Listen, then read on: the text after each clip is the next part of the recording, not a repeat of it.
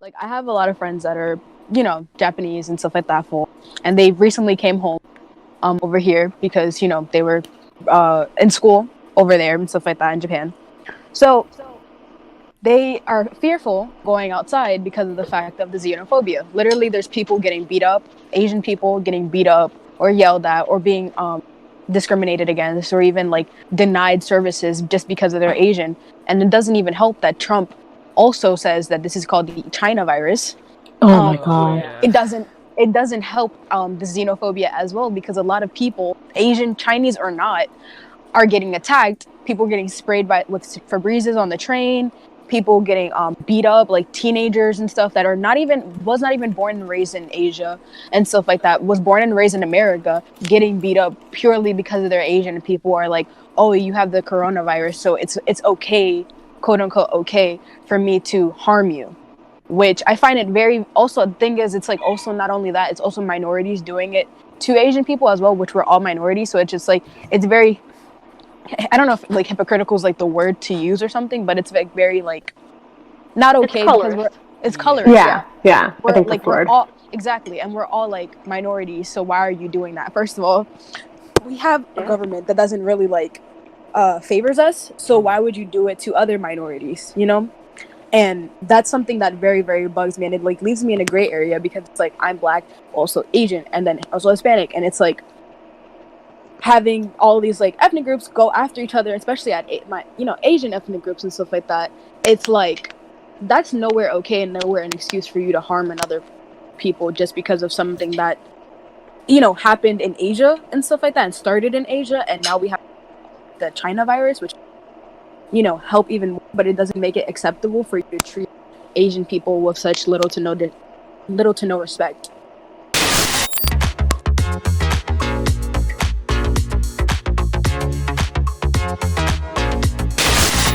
So the question was, when did y'all realize y'all didn't have to conform? Ooh. Do you want to go first? Oh, that's You want to go, Luna? Feel free to go. You know what? Sure. I feel like I can kind of weave that into my own anecdote somehow. Yeah, do it. Yeah. I don't know. I'm just gonna make it work. Yeah. I'm just gonna go. I don't know. It's very hard. I kind of purposely wanted to go last because I feel like my experiences are a little bit unique being non-binary. It's hard because I don't personally have like a lot of stories of like individual encounters I've had with like people like outwardly pressuring me, but I still, because I didn't really like for a long time I didn't really like interact with a lot of people. I was kind of isolated. It wasn't fun time. But I still like, being a person that exists in the world, you still see it and you still feel it. Especially like in online communities, it's fucking rampant.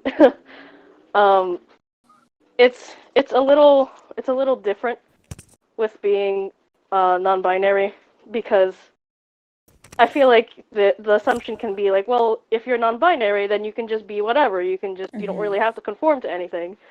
But it kind of ends up being the opposite situation. Yeah. Where because there is no specific standard, no specific box to be put in, everyone, like nobody, like I feel like people don't really like that. People feel uncomfortable with they can't categorize you. So they kind of make up this idea of what a non-binary person looks like in their brain. And they're like, okay, so I've decided this is what non-binary people are. And if you're not that, then you're not a real non-binary person. You're faking it. You're totally just trying too hard. And all of that kind of bullshit.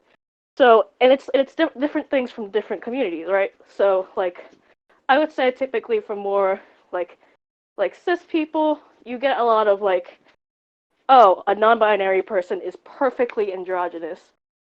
Which is, like, what does that mean? What the fuck does that mean? What does that mean? Like, it's a kind of quantitative thing that it's not something that can be perfectly achieved.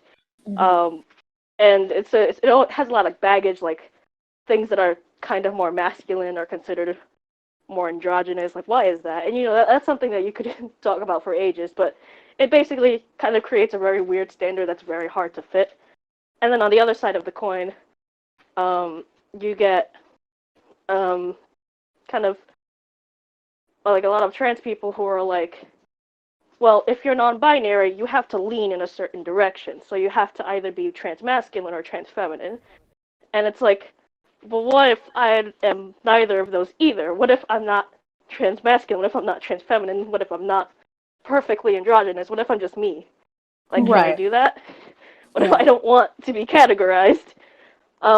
So, like, to kind of get closer to the question, I think this is kind of crazy, but, like, I think for, like, a long time, I think up until, like, maybe a few minutes ago, I feel like I've denied the effects of pressures on myself because, I guess, like, I don't experience as much dysphoria as a lot of the people around me.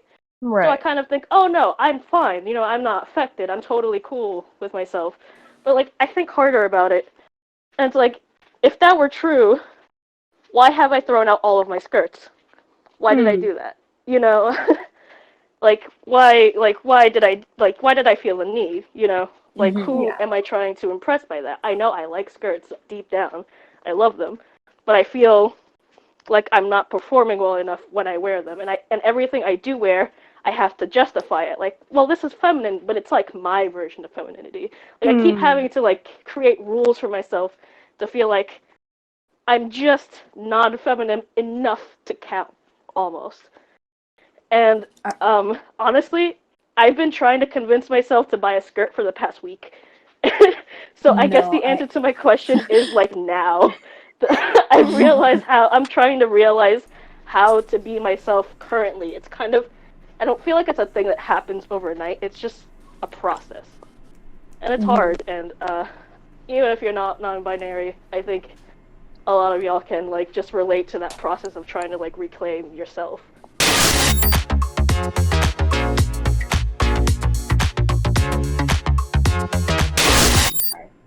Yeah, and like to like back your point of like femmephobia, I feel like part of the issue I don't mesh well with lesbian spaces is because like I'm like not strictly femme, but that's how I prefer to present, and like the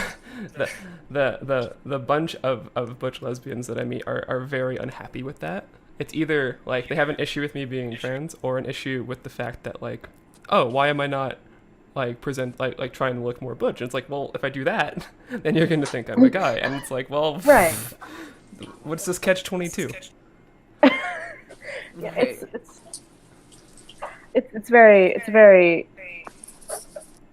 difficult, complicated. I'm not sure what word I'm looking for, honestly. Well, just like every good Facebook relationship, it's complicated. The end. Oh yeah, you're right. Yeah. Boy.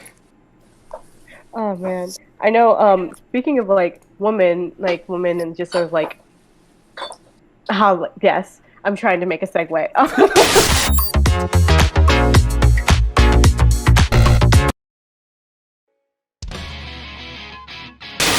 You didn't have a GSA, but did anybody else have a GSA in their high school? I did, and that actually pertains to the question we got from Twitch, which is, what was the best experience related to being queer in your school? And that was the GSA and my teachers and all being supportive, and the fact that my faculty, in general, they were all very LGBT, like pro-LGBT friendly, even if they weren't themselves a part of the community. They're all allies. It was like, I went to a really accepting school, and I'm like I was very privileged to be able to do that. I honestly, at the time, I hadn't known that it was going to be as progressive as it was. But in hindsight, I'm really glad that I chose it. And I think the first year, I didn't go to the GSA until the second half, when I actually was like, maybe I'm trans. And so I had asked someone who was like a part of the ESA if I could go, and they're like, yeah, like sure, you can come, everyone's welcome. And then I started like going more often, and I was like, oh, this is such a fun experience. We all had so much fun. Like our teacher ordered pizza. We would all talk and about different topics. Oh, that's great. Yeah, Pizza. it was just so much fun. My GSA was a really great experience for me, and I'm glad that I actually had the opportunity to do it.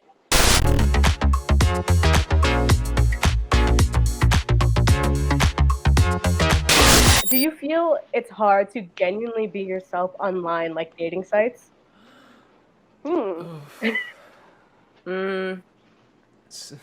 So Yeah. go on. Who would like to like talk first? Go, Jane. Oh, I think it is, because when you're yourself, like completely 100%, I don't know. Maybe this is just me. Maybe I come off a little too bitchy because I'm like, I know what the whole scene is like. So I'm more like straight to the point, straight there, like, what the f? And then they're like, oh, but you are mad rude. Like, you're mad rude. Like, I'm not rude. It's just, I know what this gives. I know what this is giving. Like, I know what this is giving. So I'm just going to be honest. Like, is this what you want? Is that what you want? You know, I don't want to see no weenie pics coming at me and stuff like that. Right. You know, so I'm gonna be honest about it. Like, I'm gonna be like, you really nasty, like, for that. Like, that's really disgusting. You and your undercooked hot dog. That's real though. It is. But right.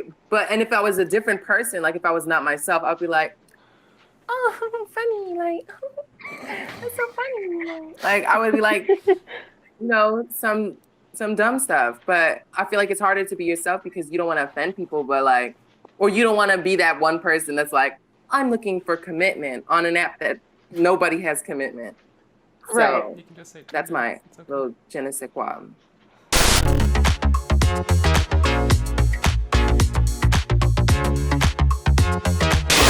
I just wanted to ask, because this week we are talking about you and also about like queer-coded characters and stuff. So I was wondering, like, do you have any opinions on Marvel's recent attempts to create some queer characters, specifically Snowflake and Safe Space? Oh, word. Oh God. Have you heard about those? Running it? Is it a white guy running it? I think I I'm did not the sure. research, and I think the answer to that was yes. And is it a white cisgender with a heterosexual man? It is at the minimum a straight person. I know that for sure. So this is the thing about the power of mediocre white men, right? You're right, though. You're so right. Mediocre white men could think they could do everything. So like even Black Lightning, when Black Lightning came out, he was the first like real black character. The second, actually, when you talk about Jon Stewart, that was different. The Green Lantern. Yeah. But he was the first one to have his own title. So Black Lightning came in. He was written by this guy Tony Isabella, who's this Italian guy. Going, oh, well, I have a lot of black friends. You know, he was that thing, right? So he modeled his character like Black Lightning during the day had his fake afro, right, with a mask, and he talked Ebonics all the time. So he modeled and had that bare chest. And it's totally modeled on those like blaxploitation movies, because a lot of white folks their only experience with black culture is through those movies, right? Like Coffee and Shaft. Same thing happened with Power Man with Luke Cage.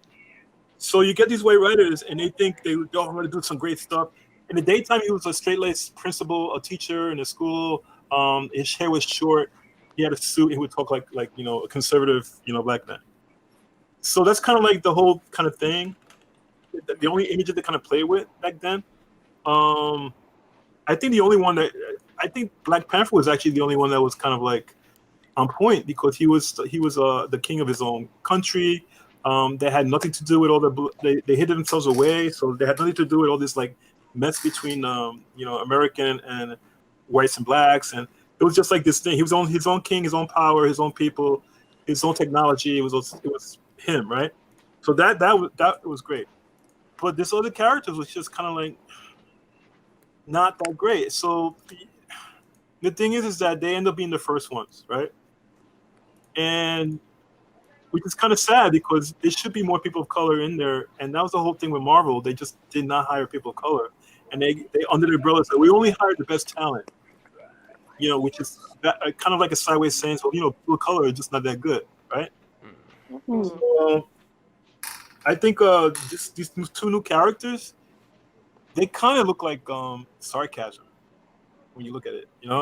They look like they're actually a parody of kind of like what's of woke people. Yeah. Yes. And that's kind of annoying. I think something like that, if it was written by people of color who was like differently gendered or just different experience, that would work.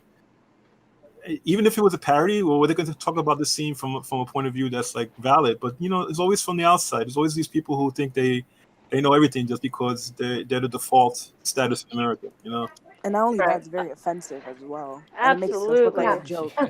I like as a non-binary First person, I have a lot of feelings. Of course. It's really fucked up because they're like talking about how like, oh, that's their names because like, they're reclaiming it from the oppressors. But if you're the oppressor, you don't get to reclaim that for me. You don't get to do that, And Snowflake is not reclaiming a name. Snowflake is what they call like a It's an insult. Yeah, a snowflake Yeah. is a white person who can't handle being caught on racism. Oof. That's a snowflake, It's like those women, those Karens crying, oh, they say that. And that's something that a lot of white feminists use that against white feminist women who are caught in a situation, and they start crying. They usually start crying. They're called snowflakes. So to take that turn as used against white women and taking it as a person of color, that just doesn't make sense. That kind of thing. Yeah. So it's just kind of wrong. What's the name of the other guy? The other person? Safe space. Oh. Yeah. It's embarrassing. No It way. does. And their designs aren't even that good. I know they just look like 90s kind of like disco kids, They look like reject Teen Titans. They look like They do. They look like ass. No. they're Power Rangers without the masks. It's not good. Right. Yeah, it's not.